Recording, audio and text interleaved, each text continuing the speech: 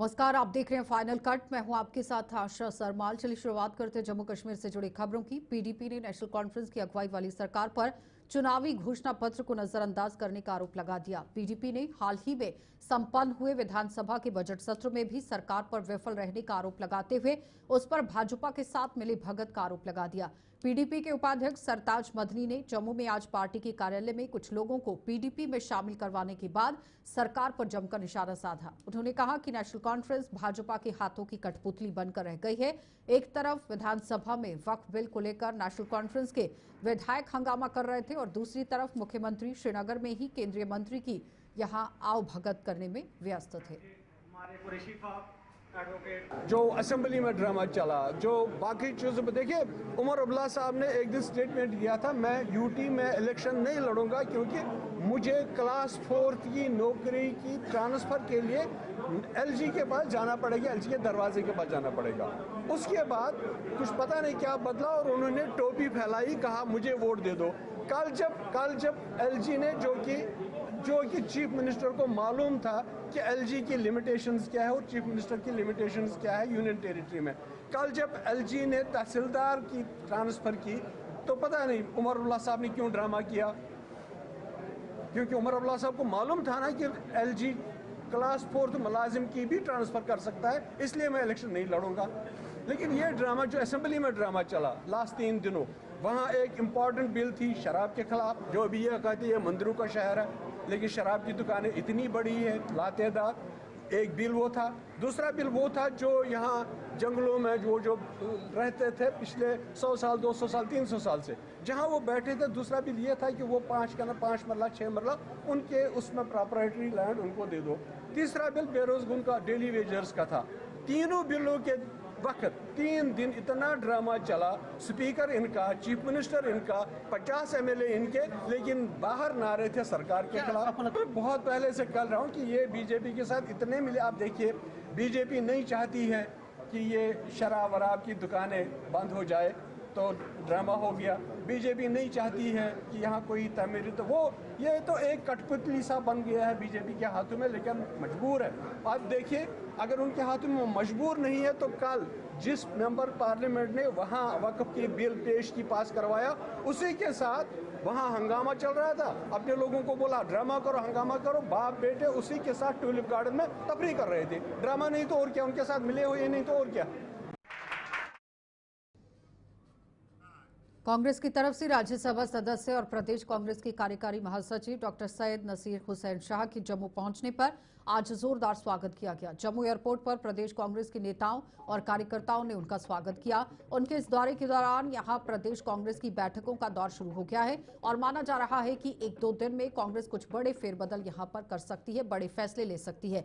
Doctor Syed Naseer Hussain Shah ने ED द्वारा सोनिया गांधी, राहुल गांधी पर दर्ज की गई चार्जशीट पर पूछे गए सवाल के जवाब में बताया कि भाजपा ही लोगों का ध्यान भटकाने के लिए ये सब करवा रही है। तो पहले भी मैं आया था, अब चुनाव के बाद भी आया हूँ, अभी भी नया यहाँ पे इंचार्ज अपॉइंट हुआ हूँ। मेन काम है संगठन खड़ा करना, पार्टी बनाना और पार्टी के जो आला कमान का जो निर्देश है, जो उनके डायरेक्शन है, उसके उस डायरेक्शन पे उस राह पे जो हम काम करना और पार्टी खड़ा करना ही मेन। ना पैसा है ना ट्रांसफर है, कुछ नहीं है, सिर्फ एक लोगों को गुमराह करने के लिए, अटेंशन डाइवर्ट करने के लिए किया जा रहा है। राज्यसभा से member of parliament doctor Syed Naseer Hussain जो जम्मू पहुंच चुके हैं, उन्होंने ऑल इंडिया कांग्रेस कमेटी का जो है वो जनरल सेक्रेटरी इंचार्ज भी बनाया गया है और उनका जो दौरे की बात करें तो जम्मू पहुंच चुके हैं और उनका जो है जिस प्रकार से कार्यक्रम जो है रहने वाला है, जनसभा को वो संबोधित करेंगे और विधानसभा चुनाव से पहले उनका जो है विधानसभा चुनाव के बाद उनका जो है ये पहला दौरा है और पार्टी को मजबूत करने के लिए आप देखिए इस समय जम्मू पहुंच चुके हैं। सैयद नसीर हुसैन की बात करें तो वो मेंबर ऑफ राज्यसभा से मेंबर ऑफ पार्लियामेंट भी है और इस अवसर पर आप देख सकते हैं ढोल नगाड़ों के साथ उनका स्वागत किया जा रहा है। फूल मालाएं जो है वो उन्हें पहनाई जा रही हैं और जम्मू में उनके दौरे की बात करें तो ये अहम दौरा है क्योंकि कार्यक्रम जो आयोजित किए गए हैं उनके जनताओं को संबोधित किया जाएगा। सोनिया गांधी, राहुल गांधी पे जो चार्जशीट को दायर किया गया है उसको लेकर क्या कुछ कहना है वो भी उनसे बातचीत करेंगे। लेकिन इस समय ढोल नगाड़ों के साथ जो है वो डॉक्टर सैयद नसीर देश भर की तरह पुंछ में भी भारतीय जनता पार्टी की तरफ से बाबा साहेब भीमराव अंबेडकर की जयंती पर आयोजित सामाजिक समरसता समाप्त के तहत यहां पर पुंछ में आज एक कार्यक्रम का आयोजन किया गया।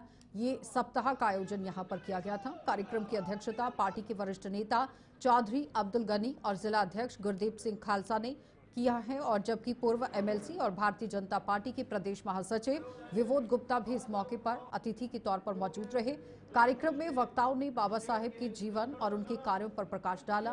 विनोद गुप्ता ने कांग्रेस पर निशाना साधते हुए कहा कि जिसने जीते जी बाबा साहेब को भारत रत्न नहीं दिया, उनका दिल्ली में अंतिम संस्कार नहीं करने दिया, वहीं कांग्रेस आज बाबा साहेब को लेकर बड़ी बड़ी बातें कर रही है। कि किस ढंग से कांग्रेस ने भारत रत्न बाबा भीमराव अंबेडकर जी के साथ ज्यादती की, उनके साथ खिलवाड़ किया। बाबा भीमराव अंबेडकर जी जिन्होंने भारत का संविधान लिखा और उस संविधान के ऊपर आज भारत चल रहा है। हम लोग जो जिंदगी जी रहे हैं वो उनके उस संविधान के ऊपर जी रहे हैं। इतना बड़ा भारत, इतनी इसमें मतलब बोलियां हैं, यहाँ पर कितना अलग अलग कल्चर है देश के अंदर, उसके बावजूद ये भारत एक है। ये बाबा भीमराव अंबेडकर जी का जो संविधान था ये उसकी देन है। लेकिन कांग्रेस ने 1990 तक कांग्रेस ने उनको भारत रत्न नहीं दिया। ये भारतीय जनता पार्टी समर्थित केंद्र में सरकार थी और माननीय अटल बिहारी वाजपेयी जी के प्रयासों से 1990 में बाबा भीमराव अंबेडकर जी को भारत रत्न मिला। धर्मपत्नी जी ने उस जहाज का बिल दिया। ऐसे कांग्रेस ने, और आज कांग्रेस बाबा भीमराव अंबेडकर जी की बात करती है। जब माननीय प्रधानमंत्री नरेंद्र भाई मोदी जी ने संविधान दिवस 2015 के बाद बनाना शुरू किया, जब माननीय प्रधानमंत्री नरेंद्र भाई मोदी जी ने समरसता दिवस जो है के नाम पर साफ सफाई, उनके पार्कों की साफ सफाई, उनकी जो मूर्तियां हैं उनको साफ करने का काम शुरू किया, और आज उनको बाबा भीमराव अंबेडकर याद आ रहे। इसी को लेकर इस समरसता दिवस में आज भारतीय जनता पार्टी को हमने समर्थित। भारतीय जनता पार्टी की प्रवक्ता रितिका त्रिखान ने ईडी द्वारा कांग्रेस के नेताओं पर की जा रही कार्रवाई का समर्थन करते हुए कहा कि कांग्रेस ईडी के खिलाफ प्रदर्शन उसकी हताशा को दर्शा रहा है। और जम्मू में आज यहां एक प्रेस कॉन्फ्रेंस को संबोधित करते हुए रितिका त्रिखान ने कह दिया है कि कांग्रेस के प्रदर्शनों ने चोर मचाए छोर कहावत को सच साबित कर दिया है। तो देश की जनता को ये पता चलना चाहिए कि उसका पैसा कहाँ गया और किन कामों में इस्तेमाल हुआ। उन्होंने ये भी कहा जो लोग भ्रष्टाचार में लिप्त हैं उन्हें सलाखों के पीछे ही होना चाहिए। कांग्रेस का ईडी के खिलाफ प्रदर्शन न केवल दुर्भाग्यपूर्ण है बल्कि ये उनकी हताशा को भी दर्शाता है। ईडी द्वारा दायर आरोप पत्र में मनी लॉन्ड्रिंग के जो सबूत पेश किए गए हैं वह कांग्रेस के लिए एक बड़ी चुनौती है। अब समय आ गया है कि कांग्रेस सच स्वीकार करे और कानून के दायरे में ही रहकर वो काम करे। आखिरकार हमें लोगों को भी तो जानकारी ये देनी है कि उनका पैसा आखिर कहां जा रहा है और किस कार्य में इस्तेमाल हो रहा है।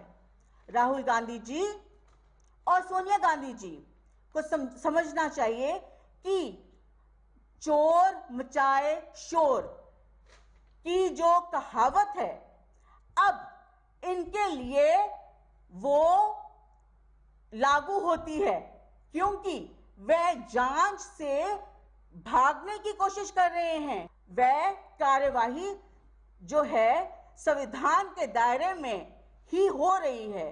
जो लोग भ्रष्टाचार में लिप्त हैं उन्हें सलाखों के पीछे होना चाहिए, ना कि सत्ता। तो जम्मू में वीरवार को आए आंधी तूफान ने किसान वर्ग की मेहनत पर पानी फेर कर रख दिया है। हाल ही में बैसाखी के पर्व पर गेहूं की फसल की कटाई का काम शुरू हुआ था, लेकिन तूफान ने फसल को काफी हद तक बर्बाद कर रख दिया है। गेहूं की फसल खेतों में बिछ चुकी है, जिसकी कटाई करना किसानों के लिए मुहाल हो रहा है। किसानों ने सरकार से उन्हें मुआवजा देने की मांग करने के साथ साथ फसल बीमा योजना का भी उनसे कोई शुल्क न लेने की मांग कर दी।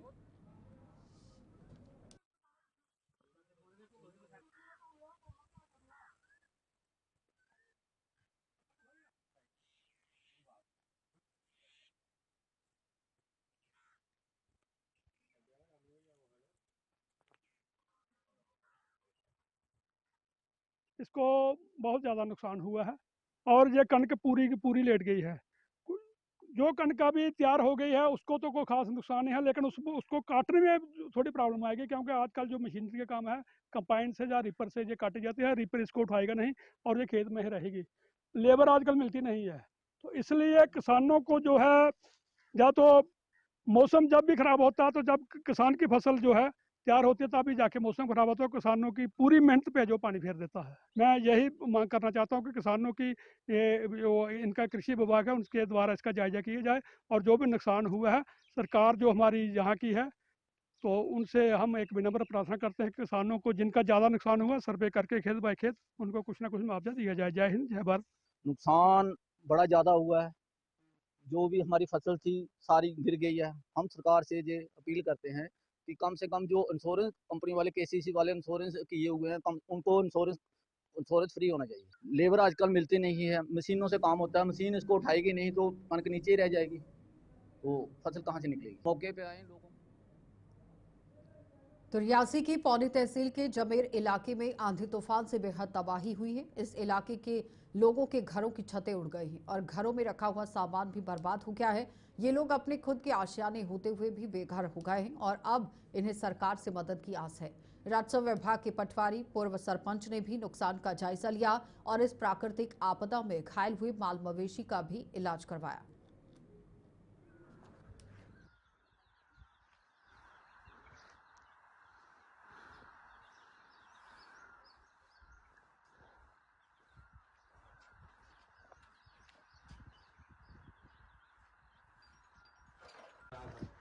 जो रिहायशी मकान हैं तो वो पूरी तरह से डैमेज हो गए हैं। लोगों के मवेशियों को भी चोट आई है, काफ़ी नुकसान हुआ। लोगों का जो सामान था खाने पीने का या रिहाइश में जो भी मकान होता रोज़मर्रा की ज़रूरत, वो सब तबाह हो गया है। तो आज सुबह हम इधर आए हैं अजमेर में, और बेदरा में भी हमारे साथ चौकीदार रशीद जी, हमारे साथ पटवारी साहब भी आए हैं। ये घर घर जाकर इन्होंने मुआयना किया है और अपनी रिपोर्ट भी ये तैयार कर रहे हैं तफसील के साथ। तो ये काफ़ी नुकसान हुआ है इन लोगों का, इनके मकान बिल्कुल तबाह हो चुके हैं। मेरी अपील MLA रियासी साहब के बजरिया एडमिनिस्ट्रेशन को ये रहेगी कि इन लोगों को जो इनका मुआवजा है वो दिया जाए, साथ में इनको जो आर्जी तौर पर टेंट होते हैं उनकी सुविधा प्रोवाइड कराई जाए, ताकि ये लोग अपना गुजर बसर कर सकें, इनको रहने के लिए कोई जगह मिल सके।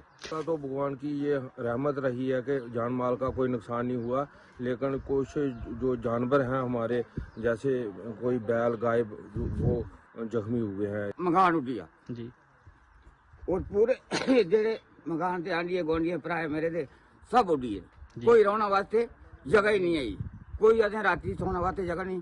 असें सूट मंगूशा का नहीं गाले, असें सूट दित्ती जाए, टेंट भी दित्ते जान।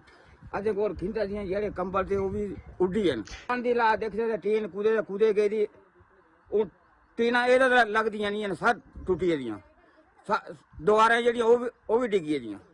ਓਏ ਇਤਨੀ ਗੱਲ ਹੈ, ਅਸੀਂ ਕੋਈ ਟੰਟੇ ਦੀ ਸਹੂਲਤ ਦਿੱਤੀ ਜਾਏ, ਕੋਈ ਰਾਸ਼ਨ ਜਿਹੜਾ ਆਟਾ था ਚੋਰ ਦੇ ਉਹ ਵੀ ਗਿੱਲੇ ਹੋਈ ਨੇ ਜੀ। ਹੁਣ ਕਦੋਂ ਕਿ ਥੋੜੀ ਰਾਸ਼ਨ ਦੀ ਸਹੂਲਤ ਦਿੱਤੀ ਜਾਏ।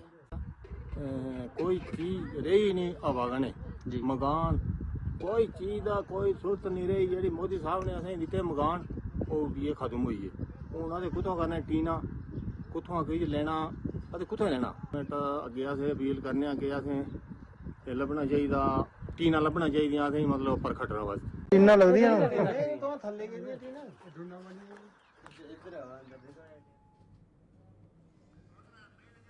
चलिए, ब्रेक के बाद एक बार फिर आपका स्वागत है। पुंछ में भी आंधी तूफान से भारी तबाही हुई है। तूफान में जहां कई पेड़ उखड़ गए, वहीं गांव मगरनाड स्थित जो सरकारी हाई स्कूल है उसकी टीन की बनी हुई छत तोड़कर खेतों में जा गिरी है। इस आपदा में यहां स्कूल के 3 कमरे पूरी तरह से क्षतिग्रस्त हो गए हैं। स्कूल की मुख्य अध्यापिका हैं उर्मिला देवी। उन्होंने शिक्षा विभाग और प्रशासन से स्कूल की मरम्मत जल्द करवाने की मांग की, क्योंकि ये स्कूल पहले ही कमरों की कमी से जूझ रहा है और दूसरी तरफ यहां आंधी और तूफान का भी शिकार हो गया।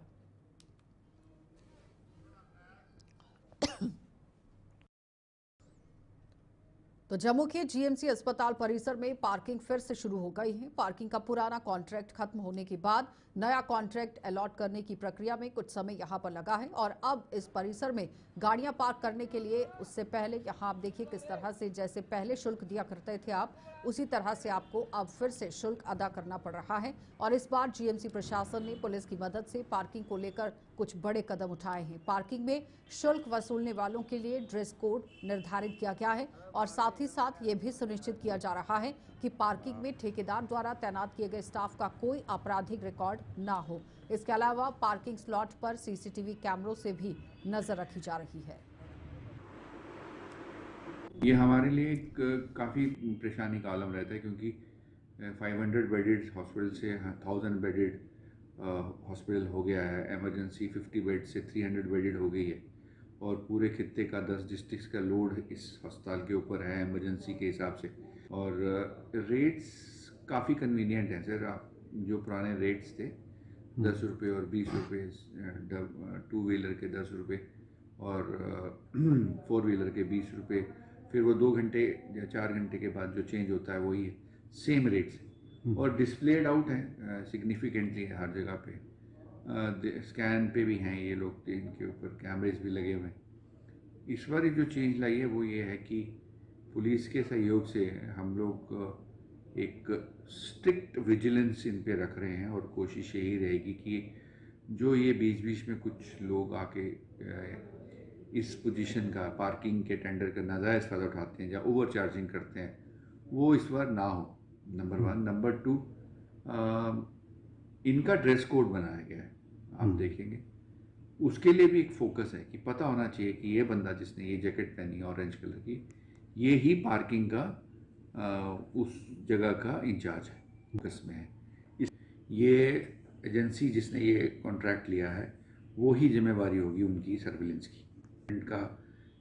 इस एजेंसी के साथ ये हमने सर्कुलेट कर दिया है और एसएचओ बख्शीनगर और चौकी इंचार्ज जीएमसी को भी ये दिया गया है। उनके भी कुछ उसमें पॉइंट्स हैं जिसको वो रेगुलर चेक करते रहेंगे। इनके जो लोग यहाँ काम करते हैं उनकी फिजिकल वेरिफिकेशन होगी कि उनका कोई केस या कोई बैड रिकॉर्ड तो नहीं है। और ये सारी चीज़ें जो हैं एक टीम वर्क के हिसाब से, इसका तीसरा जो सर्विलेंस है वो हमारी सिक्योरिटी है, लोकल सिक्योरिटी। तो इस तरीके से हम कोशिश करेंगे कि ये एक अच्छा पेशेंट कन्वीनियंट, अटेंडेंट्स के साथ फ्रेंडली एक ऐसा माहौल बने अस्पताल का कि वो उनकी सहूलियत ही बने, उनके लिए कोई नुकसान ना करे। रेगुलरली सर अपडेशन हो रही है, कैमरा MOU में भी है, ये कैमरे इनकी तरफ से भी लगे हैं और हमने सुप्रीम कोर्ट के ऑर्डर से सिक्योरिटी ऑफ सर्विस प्रोवाइडर में मेडिक्स और पैरामेडिक्स आते हैं, वो सुप्रीम कोर्ट की डायरेक्शन से, प्रिंसिपल लोकल एडमिनिस्ट्रेशन की डायरेक्शन से हमने हर एरिया को अंडर सर्विलेंस रखा, CCTV सर्विलेंस रखा। तो उससे मॉनिटरिंग चलती रहती है। सेंट्रल जो हमारा सिक्योरिटी कंट्रोल रूम है वहाँ पर तैनात रहता है बंदा 24/7, जो कि कोई भी ऑन टू वर्ड इंसिडेंट्स जो हो उसको नोट करके इमीडिएटली अलर्ट।